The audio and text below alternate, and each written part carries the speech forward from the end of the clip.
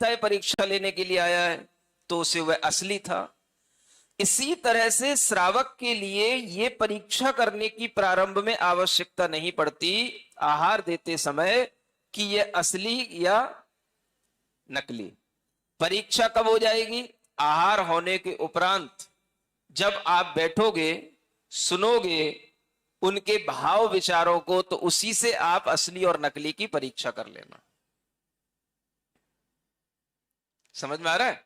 फिर अगर नकली समझ में आए तो बस अंतिम नमोस्तु, और असली समझ में आए तो महाराज पुनः दर्शन का लाभ मिले ऐसी भावना कर लेना।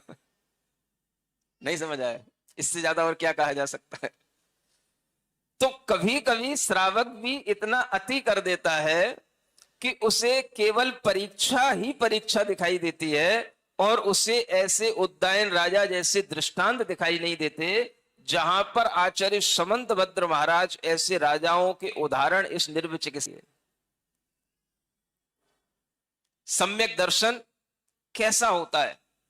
एक उदाहरण नहीं है, 8 उदाहरण आपके सामने आएंगे अष्ट अंगों के। उन उदाहरणों से अपने आप को जोड़ जोड़ करके आगे बढ़ाते हुए, अपने अंदर उन गुणों की प्राप्ति करते हुए, उन गुणों की भावना करते हुए अगर आप अपना मानस बनाते चले जाएंगे तो 8 अंगों का वर्णन सुनने के बाद आप सम्यक दृष्टि बन जाएंगे, अगर करते रहे तो। सुन रहे हो? किससे बनोगे? इन अष्ट अंगों का भाव करने से, इनके जो एग्जाम्पल दिए जा रहे हैं उनमें रमने से। वही आपके लिए साक्षात आपके आइडियल पुरुष होंगे जो यहां पर ये दृष्टांत दिए जा रहे हैं।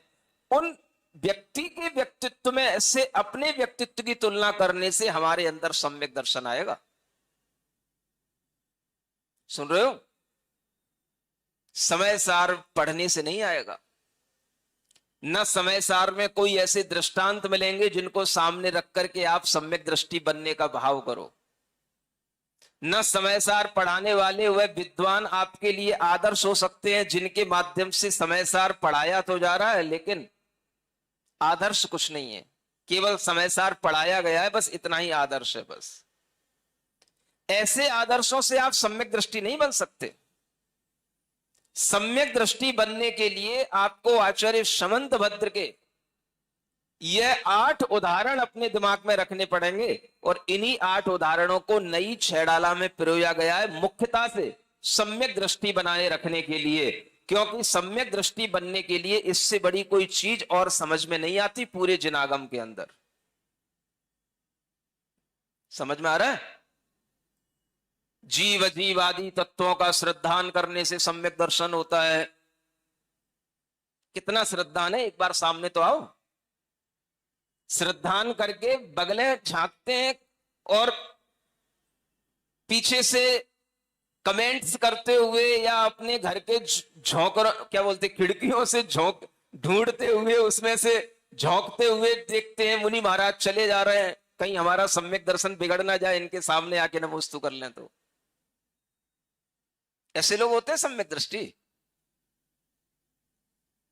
ये सोचने के लिए ही ये दृष्टांत आपको दिए जा रहे हैं। इसलिए जीवादि 7 तत्वों के श्रद्धान से सम्यक दर्शन की बात जिस छैडाला में कही होगी वो आपके लिए उतनी उपयोगी नहीं है जितनी आपके लिए यह रत्नकरण श्रावकाचार और नई छैडाला ये इसीलिए है कि आपको ये समझ में आए कि जो प्रतिष्ठा सम्यक दर्शन की रत्नकरण श्रावकाचार में आचार्य समंतभद्र महाराज ने की है, हम उसी सम्यक दर्शन की बात को आगे बढ़ा रहे हैं इस नई छैडाला के माध्यम से। कोई दूसरा सम्यक दर्शन के लक्षण ना आ जाए आपके सामने। पहले इसलिए देव शास्त्र गुरु श्रद्धा तो कर लो, गुरु तत्व, इसलिए तीसरा तत्व कहा गया देव शास्त्र गुरु। ये 3 तत्व हैं। 7 तत्वों पर श्रद्धान बाद में, पहले 3 तत्वों पर। तो गुरु पर श्रद्धान करने के लिए ये अंग आया है सामने। सुन रहे हो? कौन सा? निर्वचिकित्सा अंग। इन अंगों में जब पास होंगे, ये 8 अंगों में जब हम निष्णात होंगे, तब हमारे अंदर का वह सम्यक दर्शन, वह दर्शन मौनी कर्म के उपसम छह उपसम से बनेगा। और तब जाकर के हमें कोई दूसरा समय सार में बताया गया सम्यक दर्शन की हमारे अंदर एक पात्रता बनेगी। वह बहुत बाद की बात है। पहले आपको रत्नकंड श्रावकाचार वाला सम्यक दृष्टि बनना पड़ेगा। जो समय सार वाले सम्यक दृष्टि बनना चाहते हैं, उन्हें तो सब कुछ त्याग करके पहले हमारे चरणों में आना पड़ेगा, यहां बैठना पड़ेगा, तब जाकर के आपको वह समय सार पढ़ने की योग्यता वाला सम्यक दर्शन मिलेगा। समझ में आ रहा है? इसलिए आप लोग न भ्रमित हो और न भ्रमित होने वाले लोगों से अपना संबंध जोड़ करके भ्रमित होने के लिए तत्पर हो।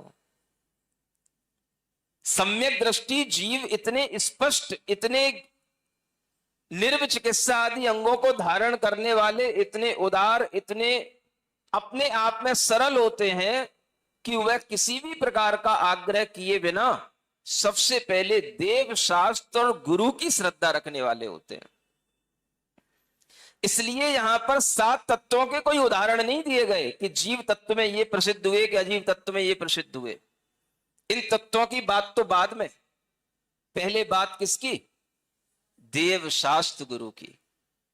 इसलिए 8 ही अंगों में आप देखेंगे कोई उदाहरण देव के लिए है, कोई शास्त्र के लिए है और कोई गुरु के लिए है।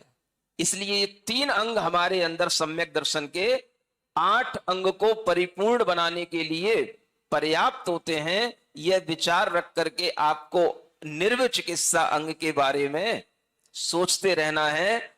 और अगर अपनी सोच न बने तो ऐसे उद्दायन राजा के बारे में सोच करके अपने अंदर साहस बढ़ाना है कि हमारे अंदर भी यह योग्यता आए कि हम भी ऐसे, अगर कभी अवसर प्राप्त हो तो इन अवसरों पर घबराएं नहीं, विचलित ना हो, और हम सम्यक दृष्टि होने के नाते ऐसे गुरुओं की सेवा करने में भी तत्पर रह सकें। यह भाव अगर हमारे अंदर बनता है तो यही सम्यक दर्शन का सबसे बड़ा भाव है। ओम अरहम, ओम अरहम, ओम अरहम बोल। ओम अरहम, ओम अरहम बोल। सभी कार्य की सिद्धि से तो पहले